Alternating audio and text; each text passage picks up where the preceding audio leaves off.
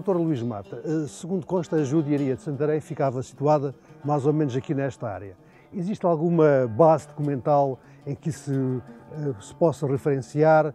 E se existiu aqui a judiaria, ela esteve aqui até que altura?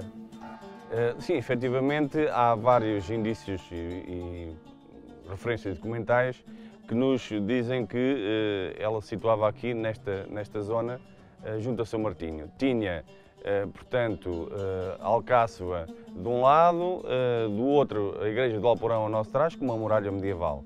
A sua morfologia é assim comum às restantes judiarias portuguesas. Portanto, proximidade a portas de muralha, uma rua direita, centros de atividade económica e templos cristãos. É possível que a constituição desta aljama date do reinado de Afonso III.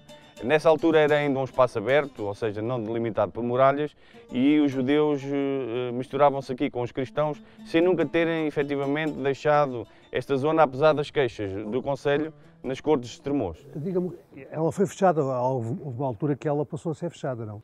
Sim, portanto, ela tinha aqui uma artéria principal, que era a Rua de Alprã, com casas, dizemos, os lados, e era encerrada por duas portas. Uma a sul, junto da Casa dos Becos, onde passaremos naquela zona que foi demolida, portanto, em 1860, e outra a poente aqui, junto à igreja de São João do Hospital.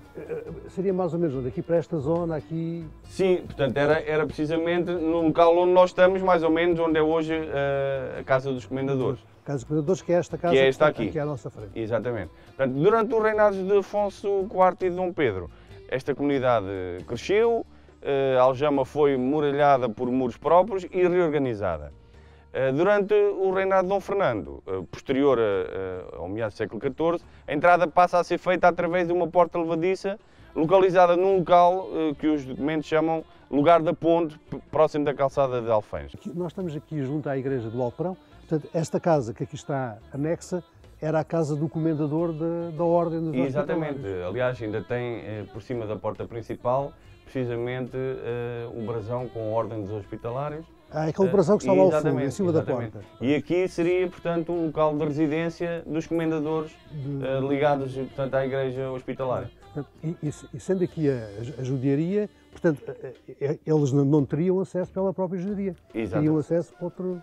Sim, portanto, entretanto, a porta que ficava aqui encerrava no final do dia e eles, a partir do momento em que tinham a tal muralha, passavam a ficar aqui encerrados. Isolados. Isolados. Na rua mais antiga da judiaria.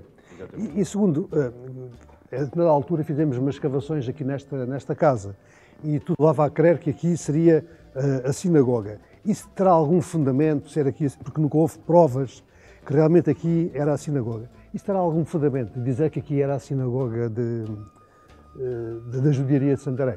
Sim, e efetivamente, que é de resto um problema comum em Santarém, é não haver evidências físicas daquilo que os documentos referem. Portanto, nunca podemos avalizar com total segurança aquilo que estamos a dizer e podemos apenas tentar interpretar o que os documentos nos dizem. E, de acordo com o Foral de 1095, a sinagoga de Santarém era a mais antiga do país. Ela vem, inclusivamente, mencionada nos costumes de Santarém, que são de cerca de 1268, mas não se sabe a data da sua construção nem a primitiva localização. Já em finais do século XIV, devido a um aumento da população judaica, ou uma tentativa de confinamento, uma nova casa de oração foi construída junto à extremidade oriental da Rua São João de Alporão, que é esta onde acabámos de passar. Então seria mais ou menos aqui para esta zona? Exatamente. Portanto, ela estava delimitada por um chão furado ao concelho por uma Inês Alves e iniciava-se junto às casas do Comendador, de onde nós viemos, e ia para a porta da judiaria e daqui para o ornado, portanto, porque aqui existia um ornado que levava ao Alcáçova. Temos uma referência a essa sinagoga numa carta do Manuel, e sabemos que ela era construída por loja e sobre loja e estava então arrendada a Fernão Besteiro, seu escudeiro, e sabemos também por esse documento que o edifício ficaria por vender e que custaria cerca de R$1.300. Nesta rua, agora, que cruza, em relação a esta rua, é uma construção já posterior. Portanto, corresponde precisamente a uma segunda fase de expansão desse bairro étnico e por isso mesmo se chama Travessa Nova da Judiaria. Exatamente, e confinava precisamente com uma das outras portas de saída, a tal porta que depois no século XIX foi demolida. Portanto, então, a tal porta levadiça seria, ponte levadiça, seria ao fundo aqui desta rua. Exatamente, junto a uma casa que era então, foi dadamente chamada por Casa dos Becos. Casa dos Becos. Então, quer dizer, esta rua que cruza faz parte da expansão da própria judiaria, não é? Correto. A judiaria expandiu-se, mas que havia aqui muita gente a viver e nessa altura eles também morriam.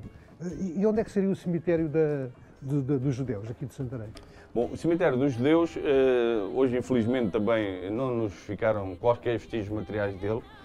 Sabemos apenas, pela toponímia, que ele se chamava Crieiro, em 1301 é referido como topónimo Crieiro, e localizava-se inicialmente junto aos montes, portanto num monte entre os mosteiros de Santa Clara e de São Francisco, e num segundo momento, no século XIV, foi transferido para junto da leprosaria e da fonte da Junqueira. Portanto, era sempre fora da própria judiaria. Fora da própria judiaria. Junto aos mosteiros e depois junto à fonte da Junqueira. Não sabia desse pormenor. Exatamente. Mais ou menos aqui para esta zona, nesta Rua Nova, seria a tal porta que dava acesso à calçada de Alfães. À calçada de Alfães e que tinha a tal ponte levadiça. Exatamente. Então, poderia ser que este elemento que está aqui pode ser ainda uma referência nesse passado? Provavelmente pode ser efetivamente, porque nós sabemos que a outra porta do gueto ficava precisamente na extremidade da Travessa da Judiaria que dava para Alfães. Portanto, provavelmente poderia ser aí, sim. Depois haveria uma ponte levadiça, não é? Sim. Que permitia, portanto, o acesso, e era por aqui que eles saíam e entravam com maior regularidade. Exatamente, porque é preciso perceber, isto é importante para a leitura da própria cidade, que estamos já numa zona exterior àquilo que era a cidadela fortificada. E, portanto, Alcáçova funcionava como um núcleo quase autónomo, e para se aceder a ele tinha que ser efetivamente por pontes, dos quais esta é um exemplo. E essa ponte seria provavelmente a ponte que os próprios judeus utilizariam para ter acesso à zona militar. O doutor há pouco falou que o bar da judiaria cresceu e teve uma expansão. Isso foi mais ou menos naquela altura, e como é que isso se passou, essa expansão? Sim, efetivamente há dois momentos de expansão. Em 1394, ou seja, nos finais do século XIV, fala-se já de uma judiaria nova. E em 1408, de uma rua nova da judiaria, coincidente com esta travessa onde acabámos de passar. E aqui se localizavam, portanto, as carniçarias.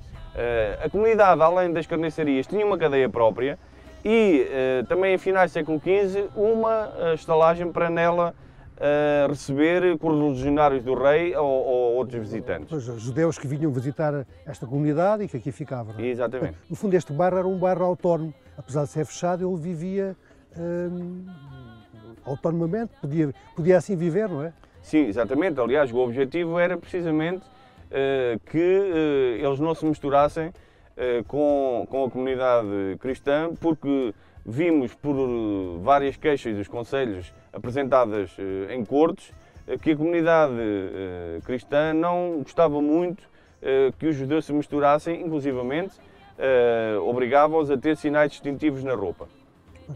Mas os judeus também conviviam com os cristãos, de algum modo. Isso. Sim, claro, essa convivência foi sempre uma realidade e de resto, quando falamos desses guetos, temos que perceber que uma coisa eram as imposições legais e outra coisa era a vivência das pessoas. É também preciso não esquecer que eles, durante toda a primeira dinastia, ocuparam sempre cargos bastante importantes e eram, de resto, protegidos pelo próprio rei, que tinha também interesse em ter estes indivíduos do lado dele. Então, eles viviam aqui, portanto, expandiram-se, houve um momento de maior apogeu, mas depois devia haver um momento em que eles começaram a decrescer. Sim, efetivamente isso aconteceu. Em Santarém, como em Portugal, a partir da segunda dinastia, do reinado de Dom João I, parece ter-se assistido efetivamente a uma retração da população judaica deste núcleo primitivo, e este confinamento resultará em alterações urbanas substanciais no bairro do Alperão. A demolição da torre e da porta do Alperão, construção da torre do relógio, ambas ocorridas durante o reinado de Dom Manuel, a altura também em que a judiaria passa a chamar-se bairro de Santa Cruz. Ainda assim, durante este reinado, do reinado de Dom Manuel, a comuna de Santarém continuava a ser a segunda mais importante do país, apenas suplantada por Lisboa, contribuindo com quantias consideráveis para os impostos do rei. Ela começa a chamar-se Bar Santa Cruz, e este nome vem de onde? Bar de Santa Cruz. Bom, isso não se sabe exatamente, há várias teorias sobre isso. Há quem diga que tinham a ver com as 3 cruzes existentes no bairro, portanto, da igreja de São Martinho e da igreja do Alporão. Eu, por acaso, não pactuo muito dessa leitura. Eu penso que tem muito mais a ver com uma tentativa de cristianização inserida no processo de conversão forçada, como sabemos, portanto, dos judeus, e nada melhor para chamar a um bairro de pessoas que negavam a sacralidade de Cristo do que Santa Cruz. O Bar Santa Cruz, a judiaria, e a moraria chamava-se Vila Nova, não é? Exatamente. Vila Nova.